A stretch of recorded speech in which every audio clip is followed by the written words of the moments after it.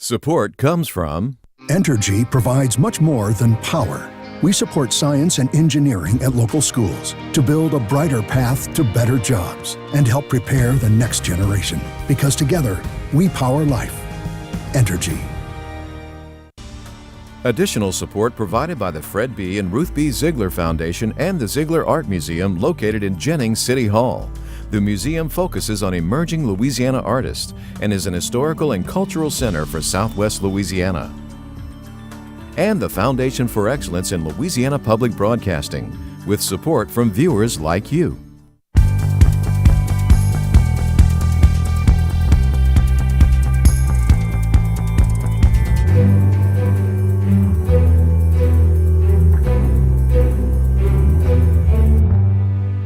This is a copy of his will. Why the state's important historical documents could be at risk. Louisiana's only World Heritage Site, sponsored by CenturyLink. The Lieutenant Governor's plan to infuse private money to save public state parks. This is the interstate. This is not a state highway. This is about interstate commerce. A major infrastructure announcement that still just scratches the surface. Hi everyone, I'm Andre Moreau. Right now on SWI, the state we're in, this week's headlines. What began as a public comment by an Abbeville middle school English teacher Excuse me. Is it against policy to stand? Has turned into an outcry of overwhelming global support for her and investigations into how the Vermilion Parish School Board does business. Video of what happened to Daisha Hargrave being removed by a city marshal from Monday night school board meeting, then arrested, went viral. She was questioning a hefty pay raise for Superintendent Jerome Pio. He was speaking to me directly. The video shows her leaving. Then, What are you doing? What are you doing? on the floor in the hallway being handcuffed. Stop resisting. I am not. You just pushed me to the floor. Teachers' unions and the ACLU are among those investigating. Two board members who are women are outraged, complaining about the unfair treatment of women. Hargrave was back in class Wednesday after bonding out of jail. The school board and city prosecutor are not filing charges, but many want to know why Hargrave was arrested and treated like a criminal in the first place. A list of possible Republican challengers to Governor John Bel Edwards, a Democrat, is forming even though the election is almost 2 years away. I will be running, and I look forward to it. The governor told me he wants 8 years in office. Those considering a run to try and unseat him include U.S. Senator John Kennedy, U.S. Representative Ralph Abraham, Attorney General Jeff Landry, State Senator Sharon Hewitt, and Stephen Waguespack, President of Lobby, the State Association of Business and Industry. Meantime, If we're making progress and we're just not quite there by the 19th, I can extend it, but you can't extend it indefinitely for, just purely logistical reasons. the governor told the Baton Rouge Press Club this week he's willing to extend talks about a state budget deal and not make January 19th an absolute deadline. At issue are negotiations over closing a $1 billion state budget gap that would begin July 1st. House Speaker Taylor Barras says he's optimistic the two sides could reach a tax deal for a February session, but might need time beyond next week. The governor proclaimed January 2018 as Human Trafficking Awareness Month in the state. Edwards calls human trafficking modern-day slavery and that it's happening throughout the state more than people know. He wants to use every resource available to, quote, end this dangerous epidemic, end quote. Edwards wants President Donald Trump to shield Louisiana's medical marijuana programs from federal prosecutors. This after the U.S. Attorney wants to end an Obama-era policy that kept federal authorities from cracking down on legalized pot. Louisiana's medical marijuana program is just getting organized with plans to have product available to patients by the end of the summer. House Majority Whip Steve Scalise is recovering from another surgery this week. Scalise says it's a continued part of his recovery after being shot last June at a congressional baseball practice. He says he will continue to work in the days following and return to the Capitol as soon as he's able. Scalise was struck by a bullet in the hip, shattering bone and damaging internal organs. He often uses a cane now when he walks. A short-term patch approved by Congress means 120,000 low-income Louisiana children still have health insurance. The patch won't last long, with money expected to run out by the end of next month. It's believed lawmakers would devise a longer-term solution before that happens. Senator John Kennedy says both Republicans and Democrats know it's going to be funded and that it's ridiculous to scare people for no good reason. LSU's Ag Center says farmers and experts are cautiously optimistic the recent freeze did not do major damage to the state's sugar and wheat. The Ag Center says about 10% of the Teche area's sugarcane is still in the field, partly because farmers increased plantings, and so far appears okay. Wheat specialists say wheat was probably young enough to remain damage-free, with much of it growing below ground and able to tolerate severe cold. The frigid weather means a sign of hope in the fight against giant salvinia, that invasive plant that can overtake state waterways. The Department of Wildlife and Fisheries says biologists hope the freezing will mean a reduction in the plant this spring and summer.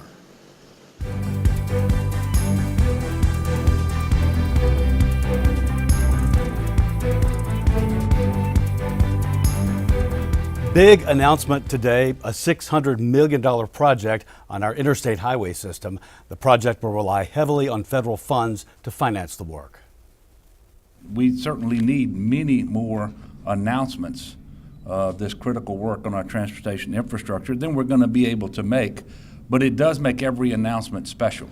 Governor Edwards and a large group of city officials, lawmakers, and transportation leaders gathered to announce the reconstruction and widening of I-10 in Baton Rouge from the Mississippi River Bridge to the Interstate 1012 split. A new interchange on I-10 at Loyola in Kenner to serve the new terminal at Armstrong International Airport in New Orleans. New access from I-20 directly into Barksdale Air Force Base in Bossier City. SWI talked with Department of Transportation Secretary Sean Wilson. So here's what's unique about all three of those projects. All of them are going to be completing their environmental process by the end of this year, early next year. That's super critical because if I don't get that done, I can't use any of the federal funds to do anything on those projects until then. And based on our own ability to fund transportation with state dollars, that's not going to happen either. And so the fact that by the end of this year we'll be ready to go to construction, we will have met all of the federal mandates to use federal dollars on them.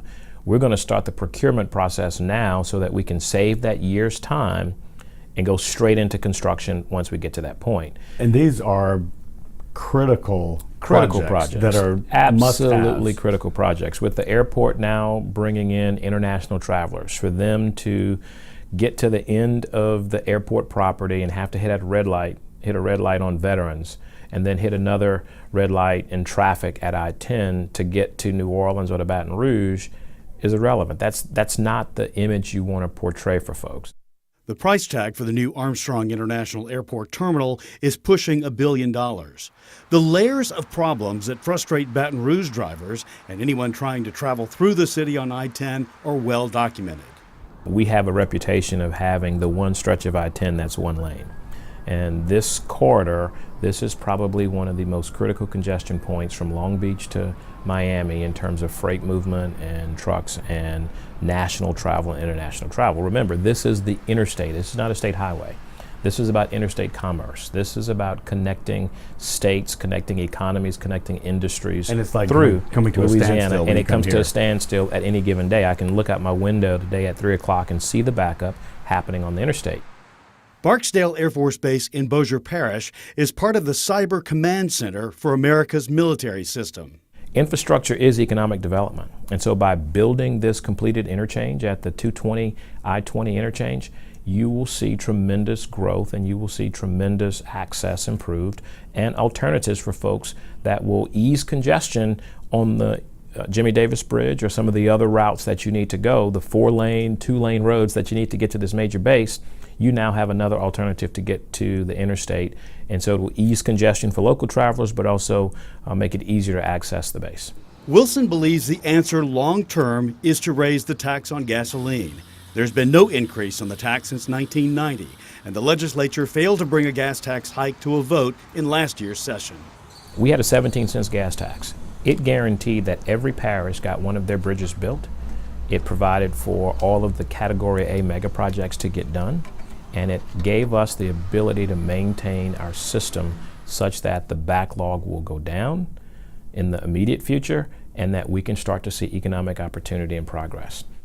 Now, had the gas tax passed, an additional $500 million would be coming into the state. Also in on our discussion, Baton Rouge State Rep Steve Carter and Scott Kirkpatrick, Executive Director of Crisis, that's a Capital Region infrastructure group. Both favor a regional gas tax if a state tax is off the boards. Steve, Scott, a long time coming for some good news to happen, but there is some good news. Your thoughts on it? Well, the announcement was great to me because we need help anywhere we can get help with traffic in our area, and it's going to help us, but we still, in my opinion, have problems, and I want to continue to do what I've been doing, that is to try to find dollars that will enable us to solve the problem totally, not just Band-Aid the problem. We'll get more into that in just a moment. What will this do for the movement of people and goods and services? Sure. Well, unfortunately, as we know from statistics, Baton Rouge is one of the worst congested mid-sized cities in America. And as anybody who drives through Baton Rouge knows, the I-10 around the bridge is the epicenter for that congestion. So improvements in and around the bridge are hugely important to how you move around the city, not only if you're passing through the city, but just moving around from, let's say, the Split to downtown, etc. So this will help both people and both products, because everybody knows from a business standpoint we're a major manufacturing area, and moving those products quickly, whether it be ideally on the river or rail, but when you get to the roadways, you got to have the ability to move those products. When something like this happens, some people may relax and say, okay, well, good, things are solved. But you have said absolutely not. That's not the case right now. That's my personal opinion. I mean, I still think we need a new bridge. And that's to make sure that we don't have as much traffic flowing through the city, even though this helps a lot, don't get me wrong.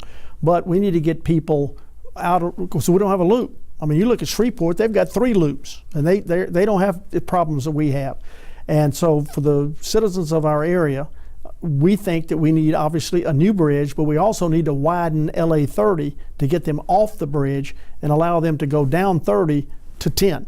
That's what we feel like needs to happen. As anybody knows across the state, anytime you're planning to come to Baton Rouge, you better think about when you're coming, or else you get caught in that traffic. So we think that this is incredibly important. Now, with that being said, we're so far down in the rankings that we've worked ourselves into such a hole that it's going to take a while to dig ourselves out. There's a backlog, a sizable backlog, because we haven't raised the gasoline tax in 25 years. And failed last That's right. summer. And so here we are.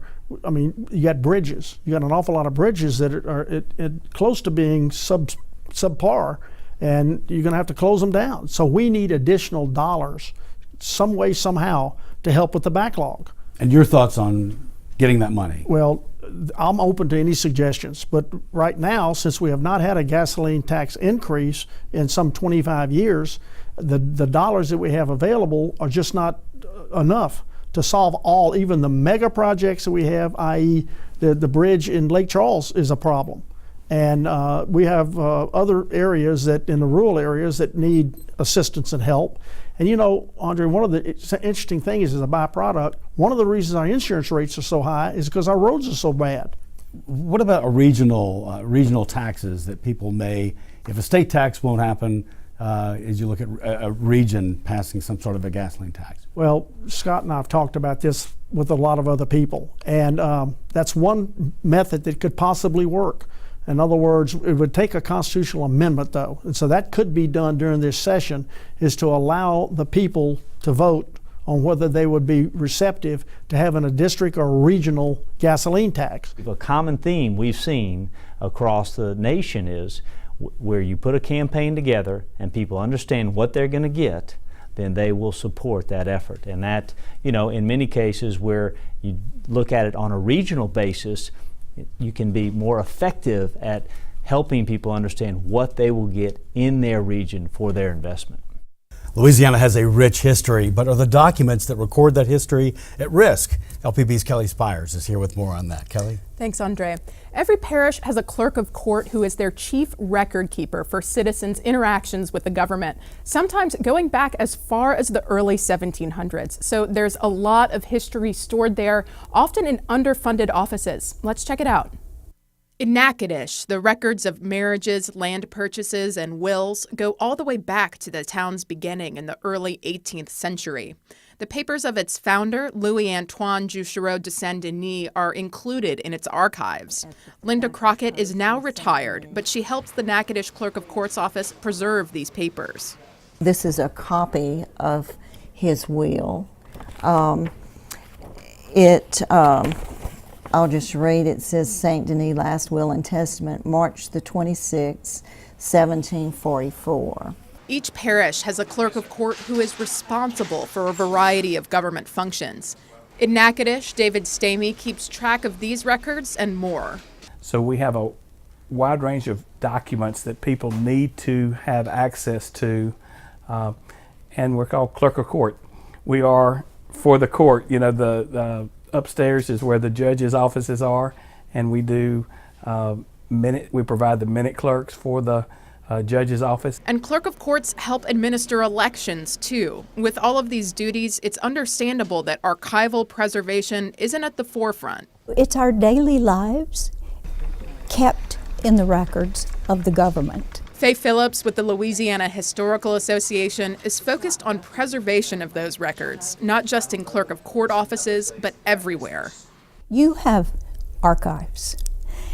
Think about the families who store their family papers in the attic. Think about the families who store their family papers in boxes in an outside garage. Those things are wonderful treasures. They may contain the love letters of your great-grandparents from the Civil War, from more recent things such as World War II. Those letters are quickly disappearing. And just by being in Louisiana, Phillips says, those records are in danger. Because of our climate, because of our environments, because of our direct and indirect threats, man-made and natural disasters. Stamey says his records are in a fireproof vault. Phillips says not every clerk of court is as lucky, and there are natural disasters to contend with. What happens, in Katrina, Plaquemines Parish, the courthouse was underwater. And in the August 2016 floods, the Denham Springs offices were flooded of the government, and they lost cemetery records. All of those things are part of our archival heritage. Each and every citizen of Louisiana creates archives. She has the same concerns with personal records.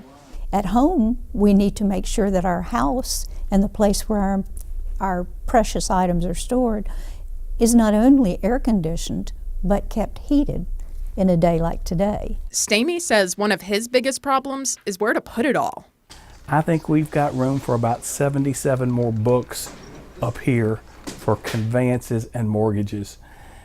In civil, an office that my predecessor added to the courthouse, it was in the old parking garage, and he on his own funded that new office, and we think that we've got 6 or 7 years of storage left there. One of Phillips' favored solutions for space is making digital copies, which is something Stamey is working on. I've got a grant going, and we're putting some money in with it to try to get our documents, of our conveyance documents, scanned back to 1970. And therefore they're available to more people. But money is an issue. Funding-wise is always a battle. We do not receive taxes. We don't really get a lot of help from like the parish governments. We are self-funded, so we operate on what we are able to bring in. Once documents are scanned in and more accessible, that could provide another revenue stream itself.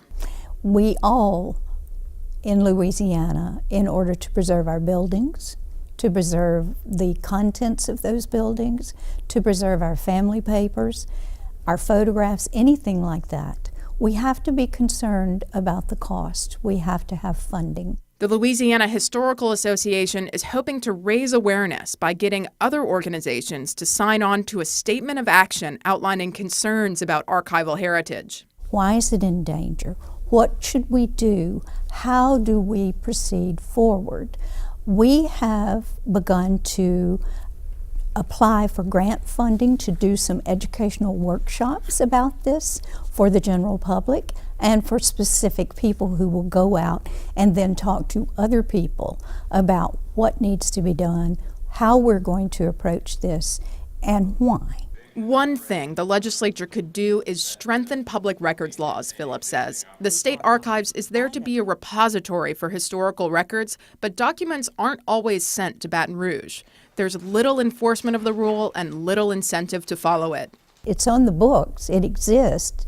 We know what to do, but we don't have the strength to do it because we don't have money to have a staff person to do that work from the agencies. We have political factors which figure in. Stamey says they'll keep doing what they can to preserve Natchitoches archival heritage and keep it accessible for its citizens. In Natchitoches, we take our history very important. This is our history, and we're charged with maintaining those archives that has our history in it. So I think it's very important that it stays in the parish. The legislature also has a task force working on the issue, but like we just heard, it's difficult to get anything done without money, and the state's purse strings are pretty tight right now. Yeah, always a difficulty. Kelly, thanks for that information. Thank you.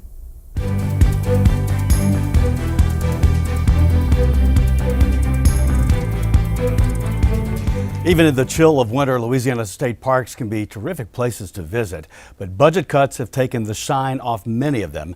Hodges Gardens near Toledo Bend closed altogether last October. Lieutenant Governor Billy Nungusser, though, has plans to infuse private money to revive our state parks. The state parks are never going to get back where they were with tax dollars. We're going to have to think outside the box. So we formed, with the help of the legislators, the Cultural Recreation Tourism Foundation, and that'll allow us to private-public partner in many aspects. 500 acres on Lake Pontchartrain, beautiful view of the city of New Orleans. We're looking for a resort conference center there. One of those facilities in West Virginia brought in $50 million to the park system there. A company in Alabama put zip lines in the state parks, $500,000 every year to the state park system. We moved a horsebacking operation into Boca Chica. We get $2 a half day, $4 a whole day. That gentleman's making a lot of money. We had a national TV show come down and shoot a film, over 100 horseback riders there for a day. Bringing people in the park, now we offering horseback riding. He's making money, we're making some money. And we're bringing more people to the park. Those are the kind of things we're looking for. How many companies have you talked to that you would partner with potentially? Well, we've talked to dozens. We have a meeting next week to form the board that will make all the decisions, and we're open to any entrepreneurs. One thing we won't do, we won't allow a company to come into a community if it's not accepted by the local tourism, elected officials, and the people. When do you see some of these partnerships unfolding, happening? Well, so people can see it. I come from private business. I want it to happen tomorrow. We're working on the appraisals, which is required by the state, on the Welcome Center here. Our building in the French Quarter where we store art, we don't need to store art in the French Quarter. That building is too valuable. The 500 acres on Fontainebleau State Park. I was just up at Chico State Park, spent the night there, did a tour, and I realized while I was up there, the whole other side of the lake has a road but nothing. So there's some opportunities for entrepreneurs, people that want to make some money, right, but also help us fund these parks. So looking for partnerships, but also ways to make the parks much more fun once people are there. You know, up in Chico State Park, if we get 60 cabins on the other side of that lake, they'll come around and walk through the park, enjoy the park, the fishing. But those 60 people that come down there for that summer cabin will also eat in the local restaurants, shop in the shops. It will be a boost to the economy for that whole area. The legislators and elected officials were so excited, and just by touring that park, coming up with that idea for that side of the lake, now I have other park managers looking at their lakes. What can we do here? We're looking at a wow factor. At Poverty Point's a World Heritage Site, and those mounds are 3,400 years old. But we need a wow factor. But we don't have the money to pay for it. So we met with CenturyLink and Louisiana Tech, and we said, we need something. Maybe it's a building like this with virtual reality, how they built those mounds 3,400 years ago. Maybe it's an app on your phone. But we need a wow factor. And then we're going to ask you to pay for it. Louisiana's only World Heritage Site, sponsored by CenturyLink. It's a great thing for them to sponsor a World Heritage Site, I think, and I think it's a great way for us to partner and get the improvements there, so when you leave there, you go, wow, you got to see this place. Right. That's the kind of excitement we've got to draw to get people up to that northeast corner of Louisiana. We look forward to seeing what happens with all that. This week marked the 203rd anniversary of the Battle of New Orleans. The Battle of the War of 1812 took place January 8th, 1850 at Chalmette Plantation. It was one of the final battles of the War of 1812. A Baton Rouge television icon who had the longest running children's shows has died. Buckskin Bill Black hosted Storyland in the morning and the Buckskin Bill Show in the afternoon for 33 years on WAFB TV. He passed away this week at the age of 88. He will be missed. That's our show for this week. Remember, you can watch LPB on demand on your phone or tablet with our LPB Anywhere app. The download's free from your app store. You can catch LPB news and public affairs shows as well as other Louisiana programs that you've come to enjoy over the years. And please like us on Facebook as well. For everyone at Louisiana Public Broadcasting, I'm Andre Morrow. Thanks for watching. Until next time, that's the state we're in.